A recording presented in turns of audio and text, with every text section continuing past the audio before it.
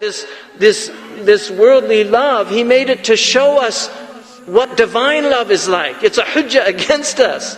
Layla and Majnoon. It's a hujjah against us, Layla and Majnoon. Because if this is the love of a created thing for another created thing, what is the love of a creature for his creator?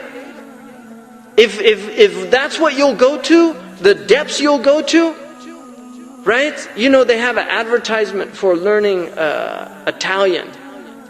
It's one of those, and it shows a farm boy, and he's in love with an Italian celebrity, and he wants to learn. It says he's going to only have one chance when he meets her, right? This is an advertisement, because they know they're talking to people who understand that when you're in love, you'll do anything for the beloved. Anything, right? But people, they don't learn Arabic, right? Really, they don't learn Arabic. They don't want to learn the language that the beloved speaks to his creation in. They don't, we're lazy people. We claim love. It's not true. We're not lovers, but there are lovers. And if you're not one, you should at least be in awe of them, right? I wish I could be in love. People long to be in love. Some people, they want it so bad, they keep falling in love again and again, just for that experience of love. The foolish people, ushaq. Because it's a disease also, The ishq is actually related to a vine that strangles the life out of the plant that it gets hold of, right? But dawa al-ishq al-ittisal. The cure of ishq is to the connection. And so you can want to meet somebody so badly, you'll go to the ends of the earth to meet that person. Salman al-Farisi, look at his love. And look what he did. He traveled all over. If he heard of any righteous man, he would go. And his journey is an amazing journey to the Prophet ﷺ. And when he got there, he had, and because of his sincerity, Allah gave him these signs, so he knew what to look for. And the first time he met him, he brought him dates, and he said, "This is sadaqah." And then he watched him, he didn't eat from it, because he knew, he was told he won't eat from charity. And then the next time he came, he gave him dates, and he said, "This is hadiyah, it's a gift." And then he ate from it, and then he knew, just like I was told, right? He knew. And then the Prophet ﷺ showed him the khatam, he knew it. And Salman became Muslim. And then Salman, look at his sincerity. The Prophet ﷺ gave him, he was a slave, unjustly, he was enslaved, stolen on a caravan. But he planted 300 date palms. And the man who had bought him stipulated that they had to come to fruition before he could be free. And in a few months they all came, and except for one. They went back, the Prophet went back, 299 had come to fruition, only one wasn't. He said, "What happened?" Omar said, "Astaghfirullah, I planted that." So the Prophet planted it, and then it came quickly. And he was freed. But look at his love, Salman. Salmanu minna al-bayt. Look where love gets you. Salman is our family. He's part of our family. Salman al-Farisi. Amazing man for his love. Look at Maymuna. Look at her love. 30 years after she married the Prophet, she was nearing death. You know where she wanted to go? To the same place that she spent the first night with the Prophet. That's where she's buried. Look at the love. Look at that love. Ishq, it's amazing, that love of the beloved. And this is what these people had, and they want to just take love out of Islam and make it something else. This religion is about love. لا يؤمن أحدكم حتى يحب لأخيه. He didn't use any other word. Until you love. قُلْ إِن كُنْتُمْ تُحِبُّونَ اللَّهَ فَاتَّبِعُونِي يُحْبِبُكُمْ اللَّهِ. Say, if you love Allah, then follow me and Allah will love you. Because علامة الحب اتباع الحبيب. The sign of love is that you follow the beloved. You will do what the beloved says. And the beloved of Allah is the messenger of Allah. He's Habibullah. He said when they were talking about Ruh Allah, Kalim Allah, Khalil Allah, he said, "I heard what you were saying. وَأَنَا Habibullah."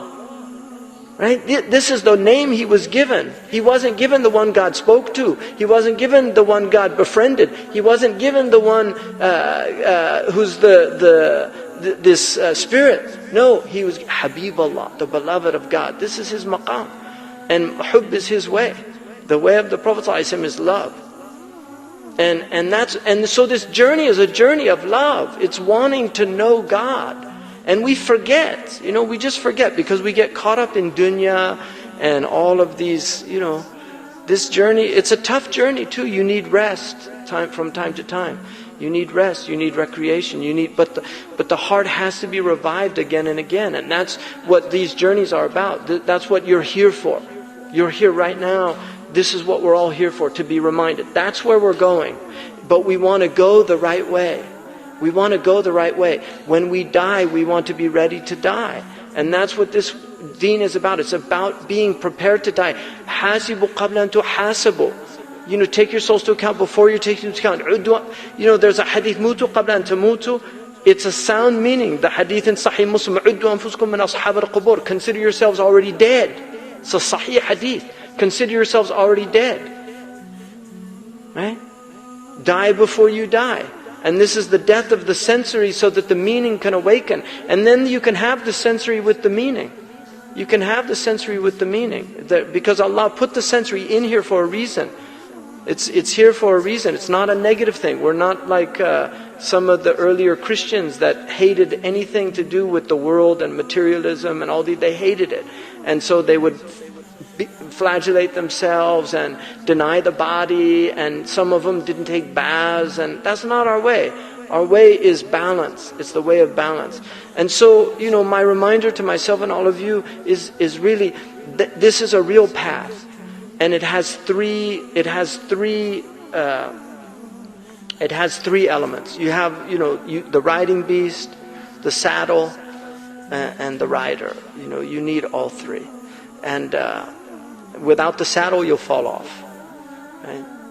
Without the beast, you're not going anywhere. And without the rider, there's no point for the journey. Right? But that's it. So you need your Islam. You have to have Islam.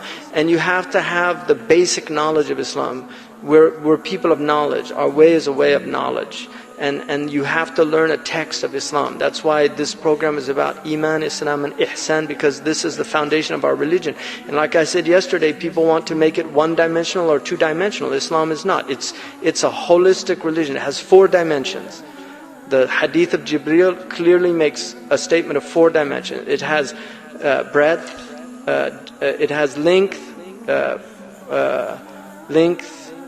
breadth, depth, and width. It has all 4. It has the dimension of Islam, this horizontal relationship with people, and then it has the Iman, which is your relationship that connects you with Allah. So Islam, much of it is congregational.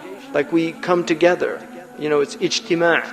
You pray together, you fast together, you break the fast together. All of these things and you have a jama'ah, and yadullah ma'al jama'ah. So you need Islam is very important. You can't. The religion is protected by these outward things. They're not insignificant, and they all have profound inward meanings, all of them. But the outward, even if you remain at the level of the outward, it's a path of salvation. It's a path of salvation. And then the Iman, you have to have Iman. You have to know your Lord. You have to know Imam al-Ghazali. You're going to be looking, inshallah, at the pearls and the jewels of the Quran. The jewels are those ayahs in the Quran. Imam al-Ghazali's theory, and it's not really a theory. It's a way of looking at the Quran, because he proves it.